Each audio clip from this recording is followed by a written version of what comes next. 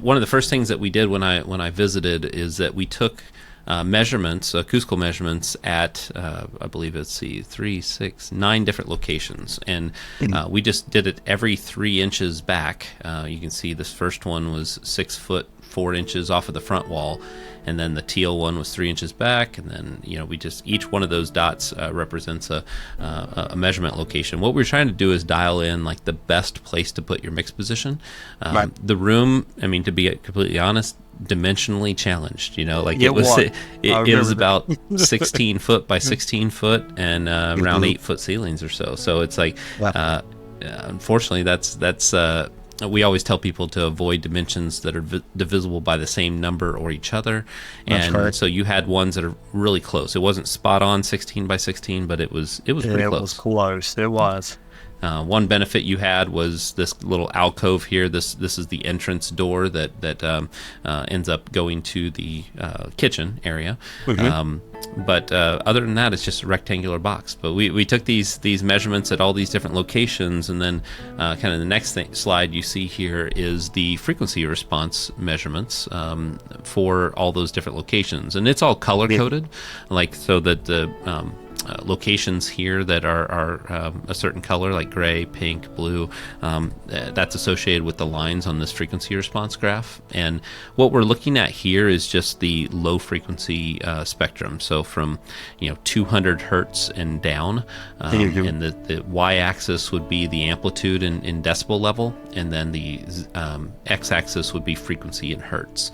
And so we're focusing in on the low end because that's always the challenging thing in rooms like this. And I'm sure that you've mixed in rooms over the years. I mean, where some rooms are just challenging in the low end. And you spend hours mixing in a space, and then you realize after you take it to your car and listen, like, man, what was I doing? But it's just the room that's playing tricks on you. So were you using the room before I came there? Like, were you trying to mix in there, or was it? I'm trying to remember.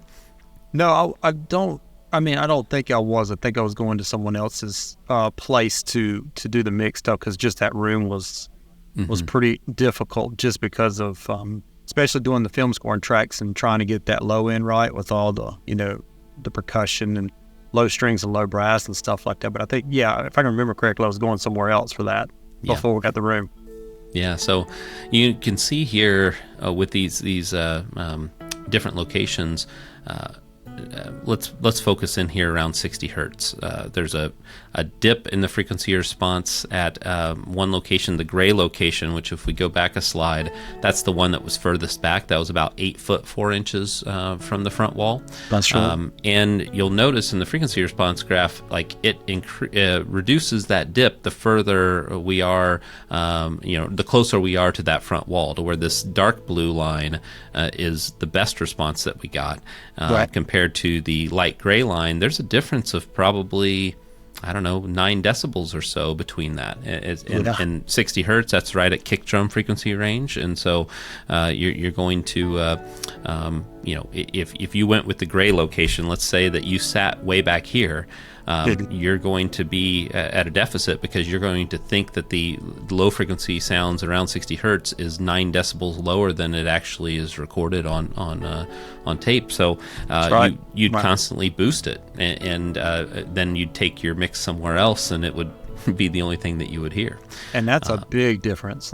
Yeah. I mean, really, a difference of 10 dB would be perceived as twice as loud, or half as loud. So this is something that we do in a lot of jobs, like right when we start, is take as many measurements as we can to dial in the mix position, because that's half the battle. Then it's treating the room. But if you're starting off on a better foot by getting the best location you can, then that's going to be easier, maybe potentially less custom treatment that you might have to build, things like that. So dialing in that mix position, we ended up putting it right here around that 6 foot 4 inches off of the front wall.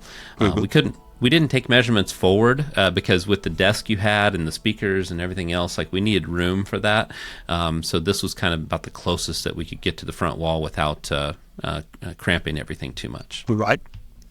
So, so that was a frequency response graph, untreated. We also took impulse response measurements